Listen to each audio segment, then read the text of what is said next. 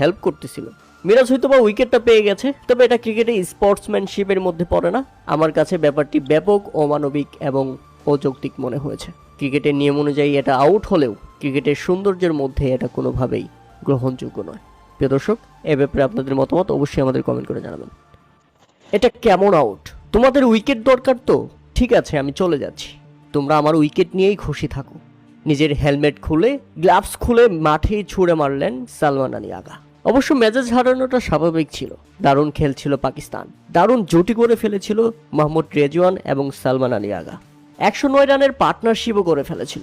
কিন্তু হঠাৎ বিপত্তি। ইনিংসের 39তম ওভারের চতুর্থ ডেলিভারি ছিল সেটি। মেহেদী হাসান মিরাজ ডেলিভারিটি করলে মোহাম্মদ রেজওয়ান সোজাসুজি ব্যাট চালালে বলটি চলে আসছিল নন স্ট্রাইক প্রান্তে, কিন্তু সেখানে রান নেওয়ার জন্য বের হয়ে গিয়েছিলেন সালমান আলী আগা। বলটা যখন তার দিকেই আসছিল ঠিক তখনই তিনি ব্যাট প্লেস করার জন্য ট্রাই করেন, কিন্তু তার সামনে মেহেদী হাসান মিরাজ এমনভাবে দাঁড়িয়েছিলেন সে আর ব্যাক করতে পারেনি বা দ্বার প্রান্তে পৌঁছানো হয়নি। এই ব্যাপারটিকে স্বাভাবিকভাবে নিয়েছিল সালমান আলী আগা। তিনি বুঝতে পারেননি মেহেদী মিরাজ আসলে এমনটা করবেন, তাই তো বুকার মতো বলটা নিজেও হাত দিয়ে তুলে মেহেদী মিরাজকে দিতে চেয়েছিলেন তিনি।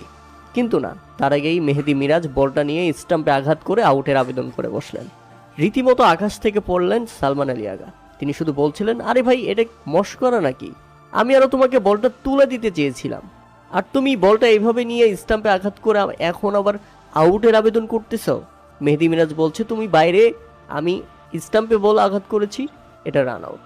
কোনোভাবেই মেহেদী মিরাজ রাজি না হওয়ায় মেজাজ হারিয়ে ফেলেন সালমান আলী আগা এবং আক্ষেপ নিয়েই প্যাভিলিয়নে ফিরে যান তিনি এবং শুধু বলছিলেন, তোমাদের উইকেট দরকার, উইকেট পেয়েছো, এখন খুশি থাকো, ঠিক আছে, আমি চলে যাচ্ছি। এটা নিয়ে ব্যাপক রাগারাগি হয় বাংলাদেশ এবং পাকিস্তানের ক্রিকেটারদের মধ্যে। ধারাভাষ্যক কক্ষ থেকে রমিজ রাজা শুধু বলছিলেন, এটা একেবারেই অমানবিক আউট, এমন আউট মেনে নেওয়ার মতো নয়। মিরাজ সিরিয়াস ছিল।